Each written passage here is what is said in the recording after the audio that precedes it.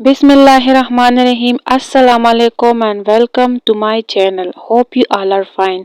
उम्मीद है आप सब खैरियत से होंगे और आपका रमज़ान बहुत ही अच्छा गुजर रहा होगा और उम्मीद है इस रमज़ान आप अल्लाह ताला के बहुत करीब होंगे, क्योंकि जब आप जिक्र करते हैं, जब आप नमाज पढ़ते हैं, जब आप रोज़ा रखते हैं और जब आप अल्लाह ताला की इबादत करते हैं, इंसान अल्लाह ताला के बहुत ज़्यादा करीब हो जाता है। तो इस वीडियो में मैं आप सब के साथ जिक्र अस्तगफिरुल्लाह की दोबारा से ऐसी वीडियो पेश कर रही हूँ कि अगर आप पहले से जिक्र अस्तगफिरुल्लाह का जिक्र कर रहे हैं, लेकिन आपने इस जिक्र को किस तरह और बढ़ाना है और कैसे इस जिक्र के फ़वाइद को आपने हासिल करना है, तो इस वीडियो में मैं आप सबको बताऊंगी कि जिक्र अस्तगफिरुल्लाह के मज़ीद फ़वाइद क्या है। लेकिन अगर इससे पहले आप मेरे चैनल पर नए हैं तो बराए मेहरबानी चैनल को सब्सक्राइब कीजिए और वीडियो पसंद आ जाए तो वीडियो को ज़रूर लाइक कीजिए और एक अच्छा सा कमेंट दीजिए। तो चलिए जी, अब हम अपनी वीडियो को स्टार्ट करते हैं। जिक्र अस्तगफिरुल्लाह एक तौबा है, एक अल्लाह से माफ़ी मांगना है और उसके लिए आपने इस जिक्र को शुरू करने से पहले आपने ज़रूर जान लेना है कि हम पहले जिक्र अस्तगफिरुल्लाह करते क्यों हैं। इंसान की हसलत है कि वो निस्यान से महफूज नहीं रह सकता। उसके तहत वो दानिस्ता या दानिस्ता गुनाह कर बैठता है। बेहतरीन इंसान वो है जिसे गुनाह के बाद ये एहसास हो जाए कि उससे गलती हो गई है। अगर उसने तौबा ना की तो ये गलती उसके खालिक और मालिक को उससे नाराज़ कर देगी। उससे अपने माबूद और मालिक की नाराज़गी किसी सूरत भी बर्दाश्त नहीं होती। इसलिए वो फौरी तौर पर अल्लाह करीम के दरबार में हाजिर होकर गिड़गिड़ाता है। गुनाह के बाद उसे ऐसे एहसास और फिर तौबा के लिए पेशेमानी नदामत पर मबनी ये अमल एक खुश नसीब इंसान के हिस्से में आता है। कुरान करीम में है कि अल्लाह करीम मोहताज बंदों को ऐसी जगह से रिस्क अता करते हैं जहां उसका गुमान भी नहीं होता, कि ऐसे ही अल्लाह ताला अपने गुनहगार बंदों को बचने के सामान और ज़राया ऐसे मकाम से पैदा करते हैं कि बंदे का जहन कभी उस तरफ गया ही नहीं होता। बंदा गुनाह करता है, नाफरमानियां करता है, मगर अल्लाह अरहमर राहिमीन है, उससे इतना प्यार करता है कि कोई न कोई बहाना बनाकर उसको माफ़ करता रहता है, उसके गुनाह माफ़ करके उसके दर्जात बुलंद करता रहता है, उसको दुनिया में भी कामयाबी अता करता है और आखिरत में अपनी रज़ा और खुशनुदी का सर्टिफिकेट अता करता है, जन्नतों में दाखिल करता है।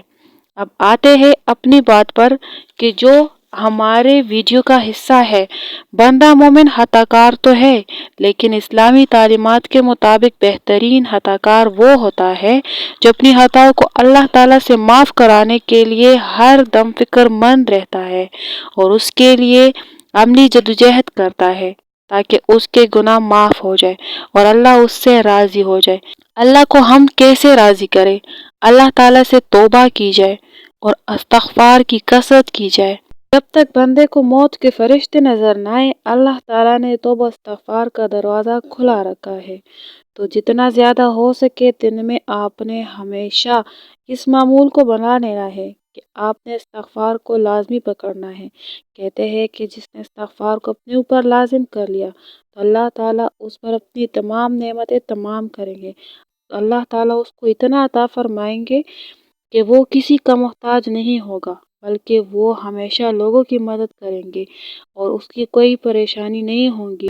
अगर एक बंदा अल्लाह ताला को दिन रात याद करता है, अल्लाह ताला से तौबा करता है, हर वक्त उठते बैठते खड़े होकर हर जगह पर अल्लाह ताला से इस्तग़फ़ार करता है, या फिर दिन भर के मामूल को अपनाते हुए वो हर एक चीज़ में अपना ज़ुबान पर अल्लाह ताला का जिक्र जारी रखता है, तो अल्लाह ताला भी उसे अपनी महफिलों में याद करेगा।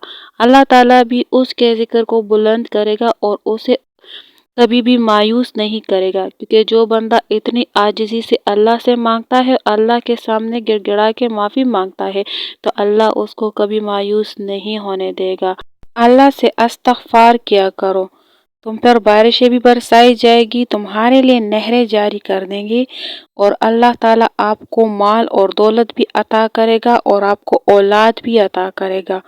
اگر آپ کو اللہ تعالیٰ اتنی زیادہ نعمتیں عطا کریں گے تو ایک استغفار کے بدلے میں آپ خود سوچیں کہ کتنا اللہ تعالیٰ نے استغفار میں طاقت رکھی ہے، کہ جب ایک بندہ اللہ سے توبہ کرتا ہے تو اس پہ کتنی نعمتیں تمام کرتا ہے۔ ایک بہن بتاتی ہے کہ اس کے زندگی میں بہت مسئلے تھے، غربت تھی اور کہیں رشتہ نہیں ہو رہا تھا۔